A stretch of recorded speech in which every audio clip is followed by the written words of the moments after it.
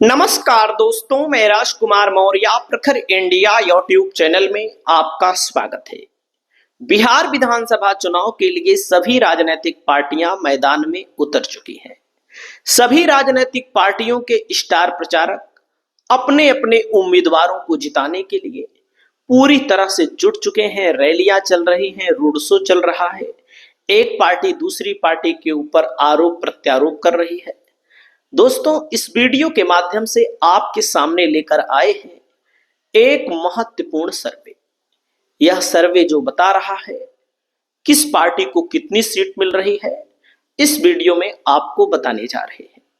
आपको क्या लगता है कि क्या नीतीश कुमार 25 से 30 वाला कार्यकाल भी ले लेंगे, कि अब की बार तेजस्वी को मौका मिलेगा या जनसुराज को मौका मिलेगा या अन्य किसी पार्टी को मौका मिलेगा? आप लोगों की क्या राय है, आप लोग कमेंट करिएगा। जैसे दोस्तों यहाँ पर इंग्लिश में थोड़ा सा लिखा गया है, इसमें मैं आपको बताना चाहूंगा जो सर्वे करने वाली कंपनी होती है सिस्टमेटिक तरीके से सर्वे करती है। इसमें जोन में बांटा गया है। जोन का मतलब है, जैसे पहला जोन है भागलपुर, दूसरा जोन है दरभंगा, कोसी जोन है दोस्तों, मगध का जोन है, मुंगेर का जोन है। ये सब जोन वाइज है दोस्तों। और यहाँ पर पटना का जोन है, Purnia zone, Saran zone, Tirhut zone.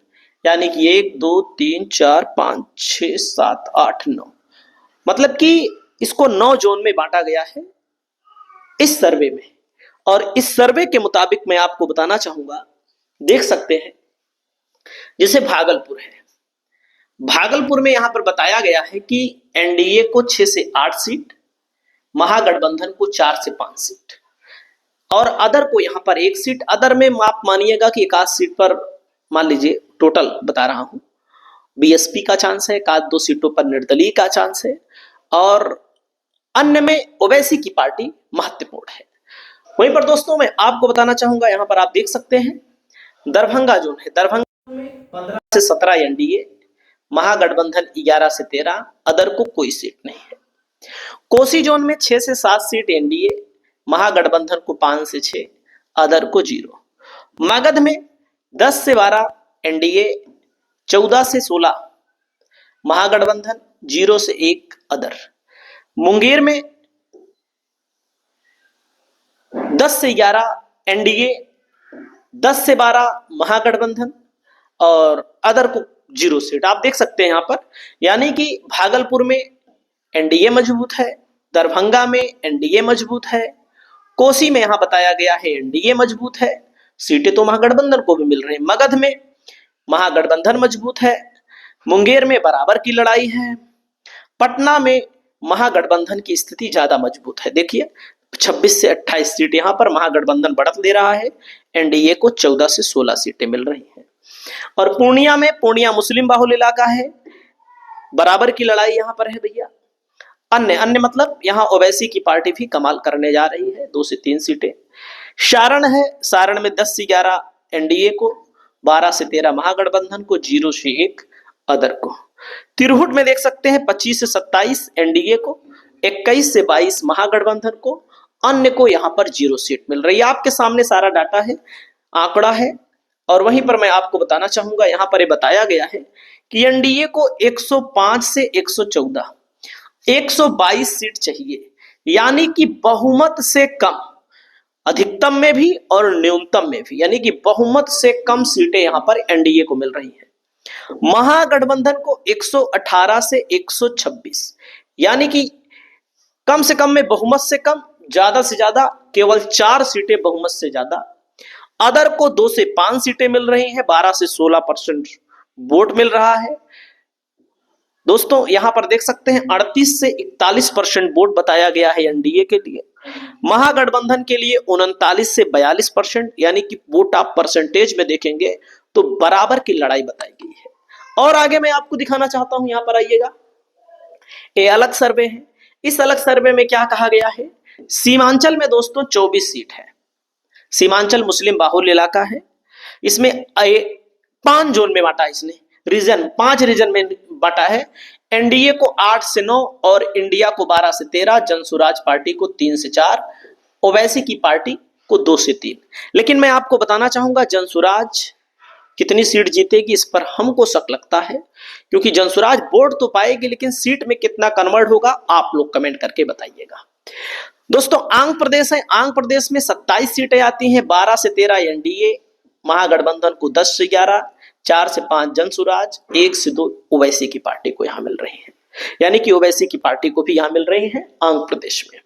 Mithilanchal एक बहुत ही महत्वपूर्ण बेल्ट है, 50 सीटें हैं दोस्तों, और 24 से 25 एनडीए, 25 से 26 एनडीए महागठबंधन, 0 से 1 जनसुराज, 1 से 2 यहां पर एआईएमआईएम सीटें प्राप्त कर सकती है। नॉर्थ की सीटें हैं दोस्तों, नॉर्थ बिहार में 39 से 40 सीटें, 72 में 39 से 40 एनडीए, यही एनडीए के लिए बहुत मजबूत कड़ी है। और यहां पर देख सकते हैं 29 से 31% महागठबंधन और 3 से 4 सीटें जनसुराज, 1 से 2 सीट अन्य के खाते में। मगध और भोजपुर का इलाका है, इस इलाके में दोस्तों एनडीए को 25 से 27, महागठबंधन यहां पर बड़ी भूमिका निभाता हुआ दिख रहा है, जनसुराज 4 से 5, अदर को 1 से 2 सीटें मिल सकती हैं। कुल मिलाकर के बिहार में 243 सीटें हैं। इस सर्वे के मुताबिक 108 से लेकर के 114 सीट महागठबंधन के खाते में आ रही है, 108 से लेकर के 114 सॉरी एनडीए के खाते में आ रही है, यानी कि एनडीए बहुमत नहीं प्राप्त कर रहा है और इंडिया 115 से 121, इसका मतलब महागठबंधन भी बहुमत नहीं प्राप्त कर रहा है, यानी कि टक्कर जोर है। और जब टक्कर जोर है, अगर मान लीजिए जनसुराज जीत गई जितना इसमें बताया गया है, तो लोग ये कह रहे हैं कि जनसुराज का जो समर्थन रहेगा वो बीजेपी की तरफ ही रहेगा। आपको क्या लगता है, आपकी क्या राय है, आप लोग अपनी राय को बताइएगा।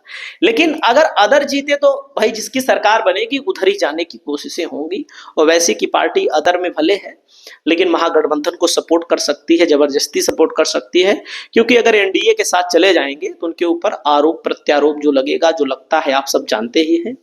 तो दोस्तों हो सकता है बाहर से समर्थन दे दें।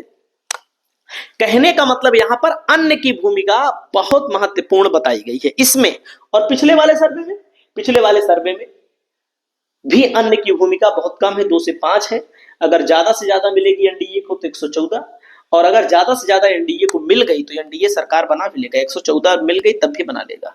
अगर महागठबंधन को 118 मिल गई तब कितने लोग सपोर्ट करेंगे, ओवैसी की पार्टी कितना सपोर्ट करेगी, ओवैसी की पार्टी या अन्य पार्टी, उस पर भी बहुत महत्वपूर्ण बात है।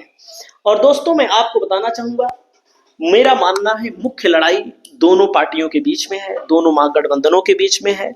आपको क्या लगता है, तेजस्वी यादव सीएम बनेंगे कि नीतीश कुमार? नीतीश कुमार लगातार 20 सालों से है, जनता ऊब गई है।